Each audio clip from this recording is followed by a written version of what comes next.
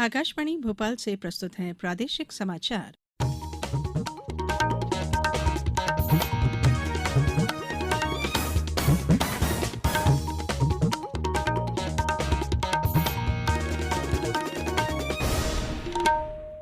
नमस्कार, समाचारों के साथ मैं धारणा सचदेव।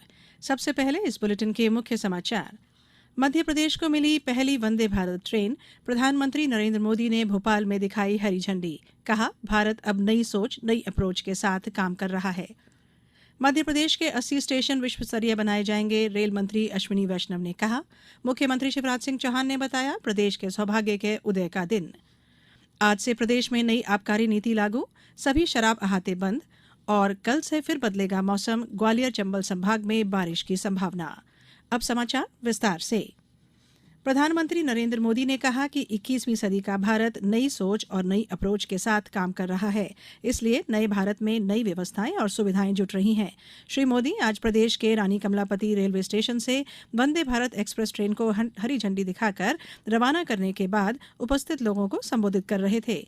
श्री मोदी ने पिछली सरकारों की तुष्टीकरण की नीतियों का जिक्र करते हुए कहा कि पिछली सरकारें जनता के तुष्टीकरण में व्यस्त थी, लेकिन हमारी सरकार लोगों की जरूरतों और आकांक्षाओं को पूरा करने के लिए समर्पित है। 21वीं सदी का भारत अब नई सोच नए अप्रोच के साथ काम कर रहा है।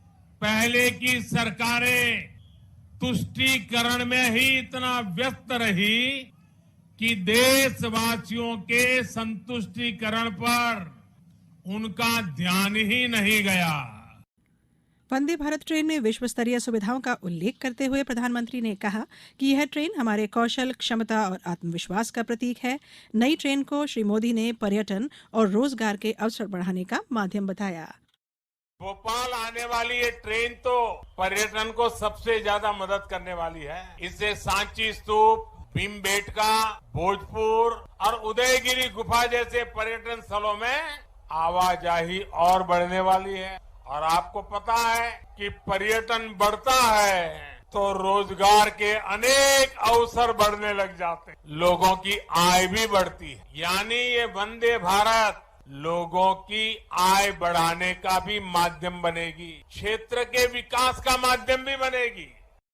इससे पहले प्रधानमंत्री ने आज मध्य प्रदेश के रानी कमलापति रेलवे स्टेशन से भोपाल से नई दिल्ली वंदे भारत एक्सप्रेस को हरी झंडी दिखाकर रवाना किया। रानी कमलापति रेलवे स्टेशन और दिल्ली के हजरत निजामुद्दीन रेलवे स्टेशन के बीच शुरू की गई नई ट्रेन देश की 11वीं वंदे भारत ट्रेन है। आम यात्रियों के लिए कल से यह ट्रेन उपलब्ध होगी। इस अवसर पर राज्यपाल मंगूभाई पटेल, मुख्यमंत्री शिवराज सिंह चौहान और रेल मंत्री अश्विनी वैष्णव भी मौजूद थे। इस मौके पर केंद्रीय रेल मंत्री अश्विनी वैष्णव ने कहा कि मध्य प्रदेश में रेल विकास को लेकर प्रधानमंत्री की मंशा साफ है, इसलिए उन्होंने मध्य प्रदेश का रेल बजट 21 गुना बढ़ाकर 13,607 करोड़ रुपए कर दिया है। उन्होंने बताया कि मध्य प्रदेश में 84,000 करोड़ रुपए की रेल परियोजनाएं चल रही हैं।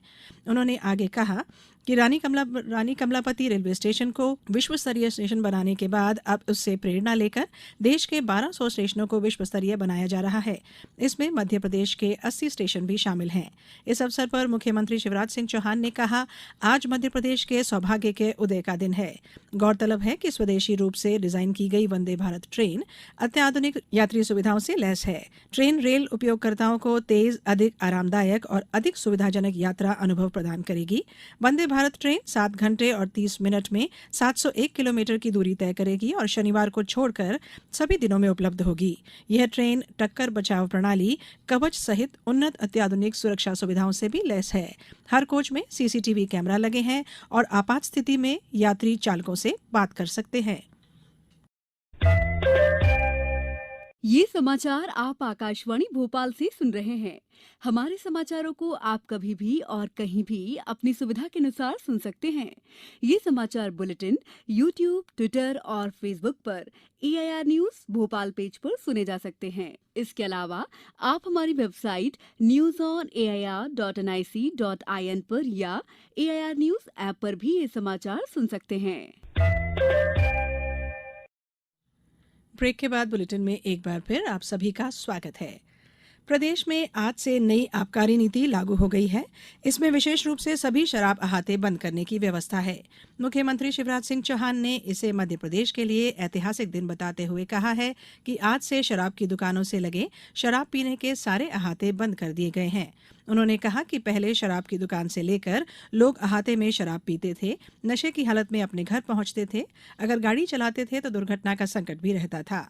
उन्होंने कहा कि कई बार लोग नशे के कारण ऐसी हरकत करते थे जिससे मां, बहन और बेटी की सुरक्षा संकट में पड़ती थी। अहाते बंद कर देने से अब ऐसी हरकतें समाप्त होंगी। यह एक प्रकार के नशे पर नैतिक अंकुश है।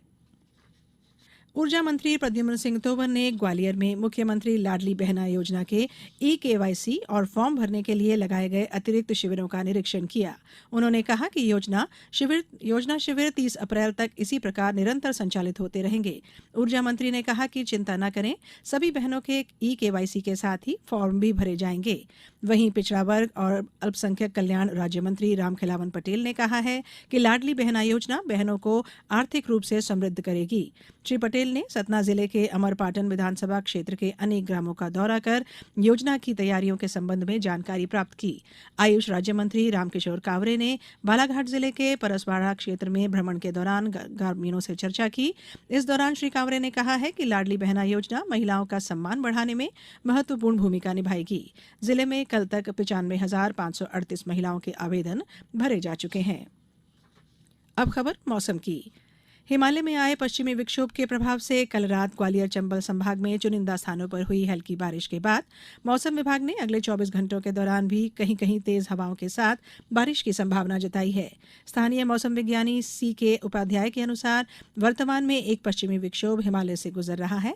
इसके प्रभाव से पश्चिमी राजस्थान में एक चक्रवात भी बना हुआ है। इन मौसम प्रणालियों के प्रभाव से ग्वालियर चंबल संभाग में कुछ स्थानों पर तेज हवाओं के साथ हल्की बारिश तो कुछ स्थानों पर बूंदाबांदी हुई। शहडोल से हमारे संवाददाता ने बताया है कि जिले में तेज आंधी बारिश के साथ हुई ओलावृष्टि से 2 दर्जन गांवों में फसलों को भारी नुकसान हुआ है। वहीं शहर में कई जगह पेड़ गिर गए जिससे विद्युत सप्लाई बाधित हुई। कल हिमालय में एक और नया पश्चिमी विक्षोभ आने की संभावना जताई जा रही है। इसके प्रभाव से 3 अप्रैल को फिर से बादल आ सकते हैं और 4 अप्रैल को संभाग में कहीं कहीं बारिश भी हो सकती है। अब कुछ समाचार संक्षेप में। शहडोल जिले के ब्योहारी में 5 अप्रैल को आयोजित तेंदुपत्ता लाभांश वितरण और पेसा एक्ट कार्यक्रम में मुख्यमंत्री शिवराज सिंह शामिल होंगे। वहीं श्री चौहान 3 अप्रैल को अनूपपुर जिले के अमरकंटक पहुंचेंगे। आगरमालवा कलेक्टर कैलाश वानखेड़े ने जिले में स्थित सभी खुले बोरवेल को विधिवत पूर्णतः बंद करने और क्षतिग्रस्त बावड़ी को तत्काल ध्वस्त करने के आदेश दिए हैं। छिंदवाड़ा जिले के परासिया स्थित पर्यटन स्थल पर पिकनिक मनाने गए 3 युवकों की डूबने से मृत्यु हो गई। शिवपुरी जिले में अक्षय तृतीया के अवसर पर बाल विवाह रोके जाने के लिए आवश्यक निर्देश जारी किए गए हैं। नर्मदापुरम जिले के इटारसी नागपुर कला गांव में सरकारी राशन दुकान संचालक द्वारा गेहूं, चावल, चीनी और नमक का घोटाला उजागर होने पर एसडीओ रेवेन्यू ने राशन दुकान सस्पेंड कर दी है।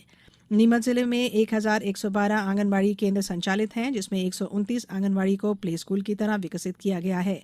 प्रशासन का प्रयास है कि सभी आंगनबाड़ियों को प्ले ग्रुप के रूप में विकसित किया जाए। ग्वालियर में खेली गई 83वीं Akhil Bharatiya Scindia gold cup hockey प्रतियोगिता इंडियन ऑयल मुंबई ने जीत ली है। देवास कलेक्टर ऋषभ गुप्ता ने लाडली लक्ष्मी योजना के कार्य में लापरवाही बरतने पर 3 शिक्षकों को कारण बताओ नोटिस जारी किए हैं और दमोह के सागर बाईपास पर 36 करोड़ की लागत से बनने वाले नवीन बस स्टैंड का कार्य आज से शुरू हुआ। अंत में बुलेटिन के मुख्य समाचार एक बार फिर। मध्य प्रदेश को मिली पहली वंदे भारत ट्रेन। प्रधानमंत्री नरेंद्र मोदी ने भोपाल में दिखाई हरी झंडी। कहा, भारत अब नई सोच, नई अप्रोच के साथ काम कर रहा है। मध्य प्रदेश के 80 स्टेशन विश्व स्तरीय बनाए जाएंगे। रेल मंत्री अश्विनी वैष्णव ने कहा। मुख्यमंत्री शिवराज सिंह चौहान ने बताया प्रदेश के सौभाग्य के उदय का दिन। आज से प्रदेश में नई आबकारी नीति लागू, सभी शराब अहाते बंद और कल से फिर बदलेगा मौसम। ग्वालियर चंबल संभाग में बारिश की संभावना। इस बुलेटिन में इतना ही। दीजिए इजाजत। नमस्कार।